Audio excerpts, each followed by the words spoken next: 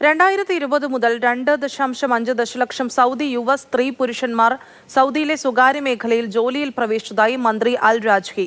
റിയാദിൽ നടക്കുന്ന 3ാം ആഗോള തൊഴിൽ വിപണി സമ്മേളനം ഉദ്ഘാടനം ചെയ്തുകൊണ്ട് സംസാരിക്കുകയായിരുന്നു മന്ത്രി. വിവിധ രാജ്യങ്ങളിൽ നിന്നുള്ള 40ഓളം തൊഴിൽ മന്ത്രിമാരും 200-ലധികം അന്താരാഷ്ട്ര പ്രഭാഷകരും ആഗോള തൊഴിൽ വിപണി സമ്മേളനത്തിൽ സംബന്ധിക്കുന്നുണ്ട്.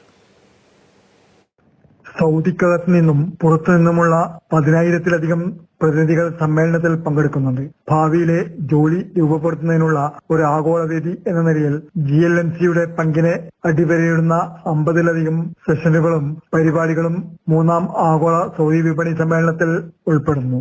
സൗദി തൊഴിൽ വിപണി ഗണ്യമായ പുരോഗതിയിലൂടെ കടന്നുപോകുന്നുണ്ടെന്നും 2020 മുതൽ 2.5 ദശലക്ഷത്തിലധികം യുവ സൗദി പുരുഷന്മാരും സ്ത്രീകളും സ്വകാര്യ മേഖലയിൽ ജോലിയിൽ ചേർന്നുവെന്നും മാനവ വിഭവശേഷി സാമൂഹിക വികസന മന്ത്രി അഹമ്മദ് അൽ രാജി പറഞ്ഞു. ഇന്ന് റിയാദിൽ ആരംഭിച്ച 3ാം ആഗോള തൊഴിൽ വിപണി സമ്മേളനം ഉദ്ഘാടനം ചെയ്തുകൊണ്ട് സംസാരിക്കുകയായിരുന്നു മന്ത്രി.